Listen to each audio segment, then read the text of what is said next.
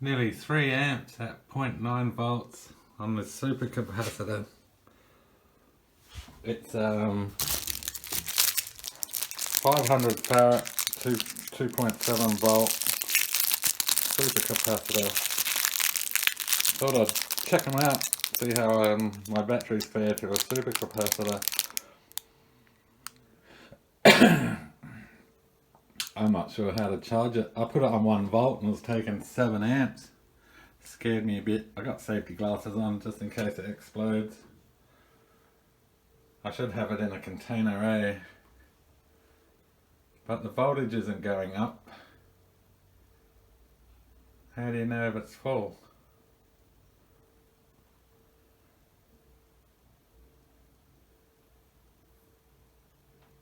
It's only been on for a couple of seconds. Oh, no, a minute.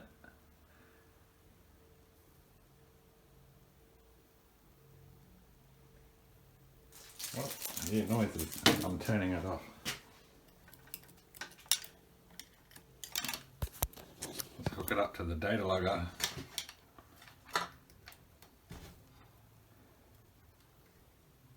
Okay, it's only at 0.1, oh, no, 1 volt. Let's see how it does with 1 volt.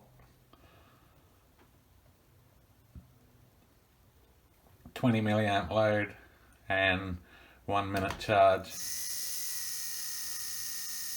Okay, that whips my battery's asses. That was $8 for that. I'll let it run, see how long it goes for. It only had a minute's charge. Cut-off voltage is 0.5 volts.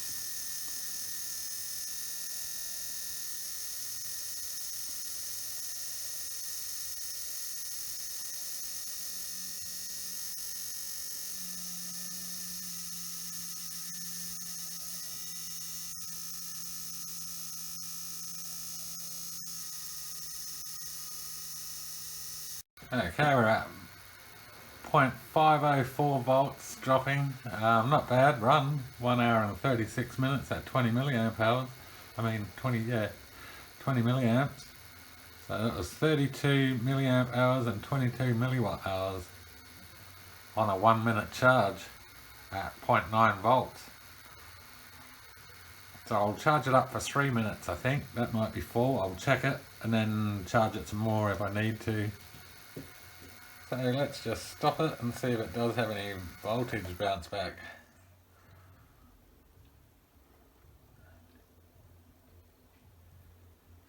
Okay, that's it. No voltage bounce back in supercapacitors by the looks of it. Alright, so I'll charge her up and I'll get back. Alright, it's been on charge for 21 minutes, nearly 22 minutes. I slowly brought that up to the 2.7 because when it was 0.9 it was doing 7 amps and that's only 10 amp. So as it dropped down I increased it to its 2.7 volts and we're only getting like 2.59 oscillating now, so I guess it's charged. Not hot or anything, and the data logger only goes up to, is only allowed 5 amps maximum. So I've got it connected. It's 2.7 monitoring off. I've got 50 milliamps on now as the load. Should be able to hold that. It's a big boy. Okay, 50 milliamp load. 22 minute charge.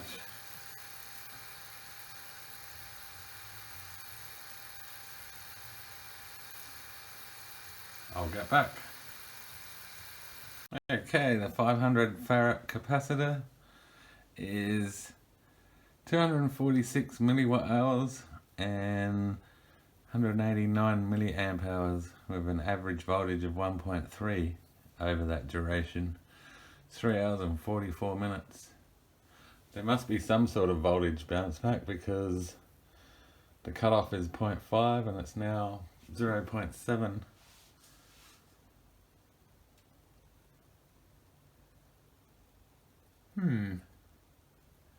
Not too bad. I've had a battery which ran more than that. Alright, I'll charge it up again tomorrow for like 22 minutes again and see if it's got the same output. Okay, it's the next day. I've put it on charge. It's at 1 volt. Now it's only it was 3 amps instead of 7, so it's declining quickly. So I can turn that up safely now to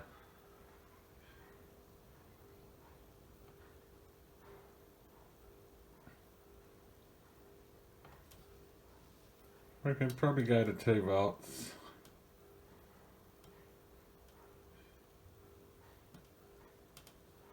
Yeah, we'll keep it there for a while and slowly raise it up. So now it's at 2 volts, it's double the power input for the same. I got it set up right, yeah, it's negative, positive. Alright, so theoretically that should run better, or at least the same as it did yesterday on 22 minutes.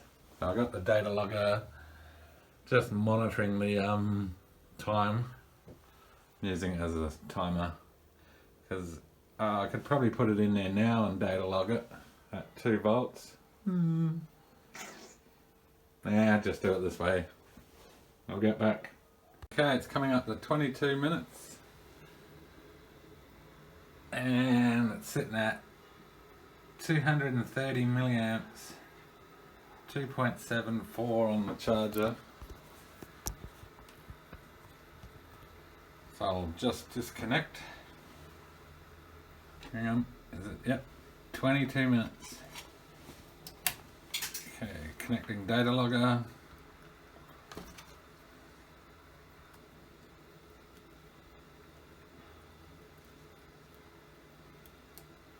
Okay, right, it's up actually at 2.8, slightly overcharged, starting 50 milliamps. I think we ran for 3 hours and 44 minutes or something. I'll have to check the video, I forgot. Well, we'll see. We would hope to get the same amount of run time or a little bit more. Not a bad run on the supercapacitor. 4 hours and 10 minutes on a 22-minute charge running 50 milliamps. So total power or energy is 301 milliwatt hours and 210 milliamp hours. Average voltage 1.44. So for 1,000 of them, you'd have 210 amp hours. But that would still cost 8,000 plus buzz bars and electrical circuitry to build a power wall. But still, that's not too bad. Providing they live for like 10 years or more.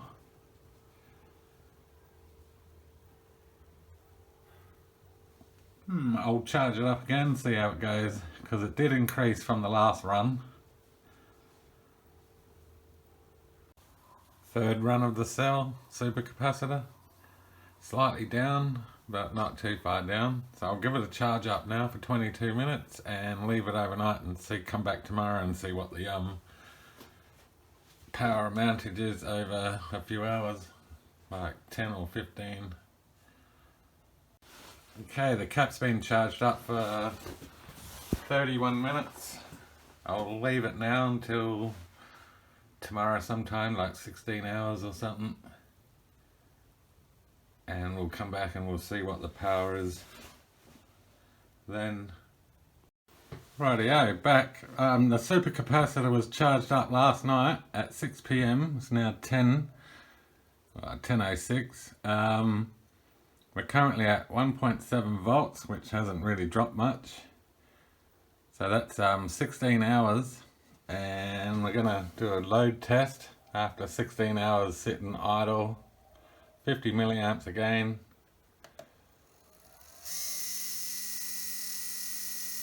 1 So actually I'm quite surprised it's actually at 1.7. So its discharge isn't that great by itself, self-discharge, by the looks of it. So we'll see, we should be able to get our 4 hours maybe.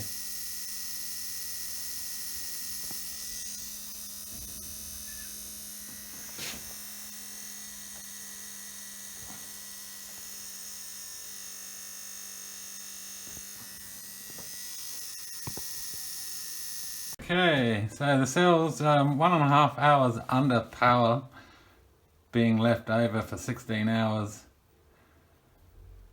So we're only 128 milliamp hours and 136 milliwatt hours. So it's still not too bad for a supercapacitor. Alright, thanks for watching. Okay, back with another test on the supercapacitor. It's been charged up for 40 minutes this time. It's holding 2.8. We're trying 500 milliamp load on the cell. Starting now.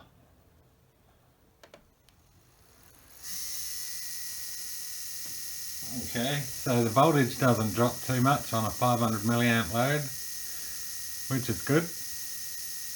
To 2.7. So it should only run for about a half an hour or something.